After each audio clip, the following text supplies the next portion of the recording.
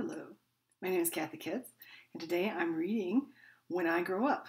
This originally appeared in Mad Scientist Journal. I hope you enjoy. When I ask my friends what they want to be when they grow up, they say a hotshot fireman, a policeman, the head of an assassin's guild. Tyra's always pushing the envelope. But when I grow up, all I want to be is what I can never be. I want to be like my friends. I want to be a human child. In my head, I hear a beep. I ignore it.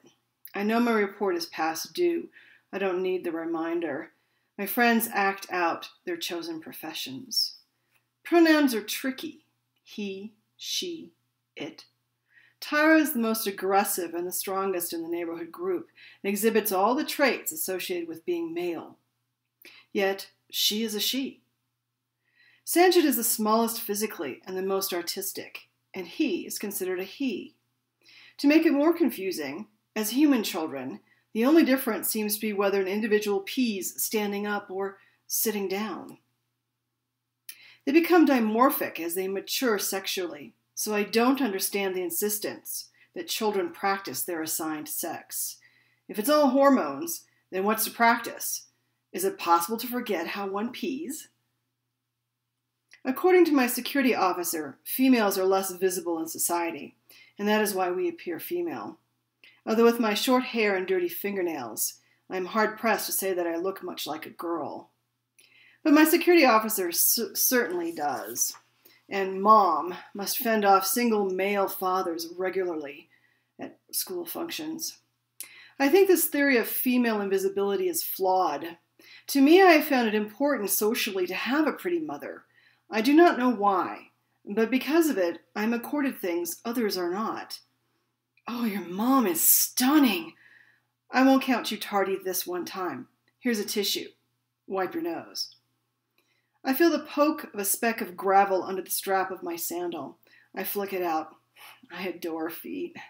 They come with lots of toes that spread out on contact with the ground and absorb the stress. Toes help me keep my balance so the arch can capture the energy like a battery that springs me forward.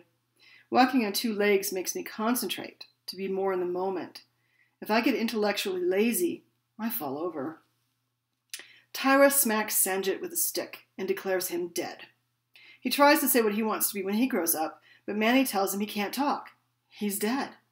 That's not fair. I didn't get to say who I want to be. What's the point, says Tyra. You're an Indian.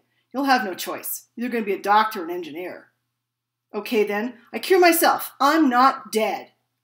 Tyra spits out her tongue, hits him again with a stick, and runs down the sidewalk. Manny and Lynn chase after. Kevin follows in with us and asks me, what do you want to be when you grow up? Do you want to be president?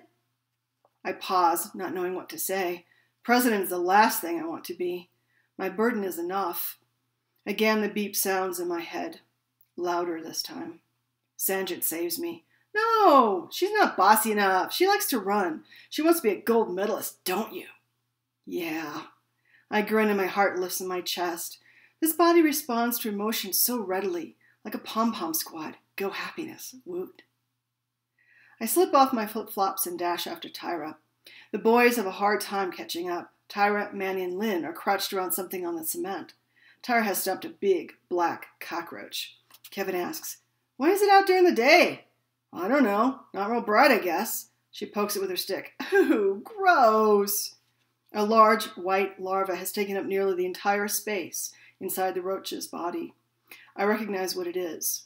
A parasite that forced the roach out during the day so a bird would come along, consume it, and pass the parasite. The sight unnerves me. Sanjit thinks it's the worm that has grossed me out, but he's wrong. If some giant shoe were to come down and smoosh me, my neural cortex would look very much like the larva. This time the beep is followed by a voiceover from my security officer. Counselor, your presence is requested. I punch Tyra in the arm. Gotta go! We're having dinner early tonight. My mom has some big meeting or other. She nods, effectively dismissing me. The others call their goodbyes as I take off across the neighbor's yard. First the sensation of sharp, dry grass, and then the heat and oily stickiness of asphalt on the soles of my feet. I enter the kitchen to find Mom preparing a snack. We've been recalled. I know. Your threat analysis report is overdue. Not bothering to disguise the annoyance in my voice, I say again, I know. I plunk down on one of the kitchen chairs. The vinyl has dried out and cracked. The sharp edge pokes me in the thigh. In front of me, Mom sets a glass of milk and a plate with a sliced pear. The milk is cold, so cold as to be almost tasteless, the way I like it. The pear is sweet and gritty like juicy sandpaper. I will miss pears. So what is your report going to say? Is the Earth a threat to us or not? I lick the sticky from my fingers. To myself, I think, oh yes, very much so. Just not in a way my security officer could ever understand. The end.